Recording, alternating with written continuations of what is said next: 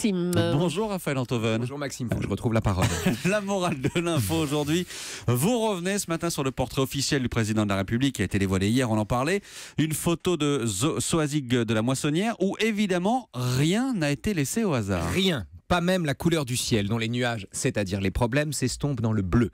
Un portrait présidentiel n'est pas une photo, mais une image qui relève le défi de l'incarnation à travers une forêt de symboles. Au premier rang desquels on retrouve donc la couleur bleue. Et oui, que dire du bleu? Le bleu, c'est le pays, la France, dont la diversité est reflétée par 6 nuances. Bleu du ciel, bleu corail du drapeau français, azur du drapeau européen, qui encadre le bleu marine d'un costume, lui-même fendu par le bleu minuit d'une cravate que surplombe l'aigle marine du regard. Une composition dont les objets non plus ne sont pas innocent. Non, dans le sillage du drapeau français, on trouve un encrier surmonté naturellement d'un coq, les mémoires de guerre du général de Gaulle ouverts à une page choisie et 2 iPhones que la main recouvre, autrement dit identité, éternité, modernité.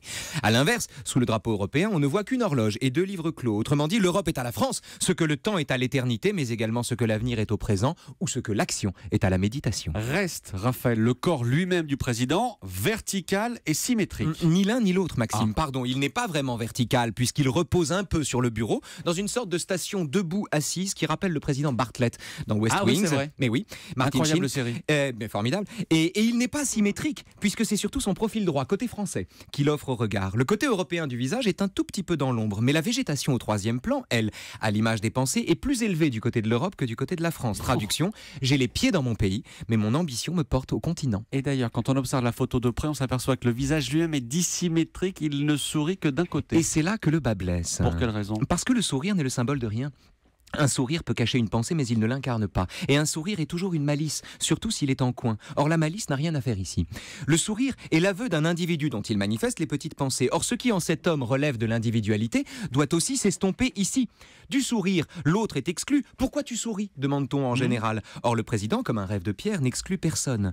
Le sourire donne l'air habile, or l'habileté habille mal le pouvoir. Soit le sourire est l'effet de la lumière du projecteur qui plisse le visage, auquel cas ça laisse entendre que le président est sensible à la lumière, ce qui ne va pas, soit il s'agit d'une concession à l'air du temps et au paraître, et alors cette concession ressemble à l'introduction d'un drame bourgeois dans une pièce classique. Quoi qu'il en soit, le sourire introduit de la mobilité, de l'actualité, du non symbolique dans une image qui, pour entrer dans l'histoire, a remplacé les apparences par leur signification. Et la morale de l'info et de cette photo? Jupiter ne sourit pas. Jupiter ne sourit pas. Qui vive demain, Raphaël, 15h? Qui vive, c'est passionnant demain. On l'a enregistré hier. C'est une émission avec le neurologue Lionel Nakache sur la façon dont les associations d'idées façonnent notre propre cerveau. Y compris dans le vôtre. Mais comment?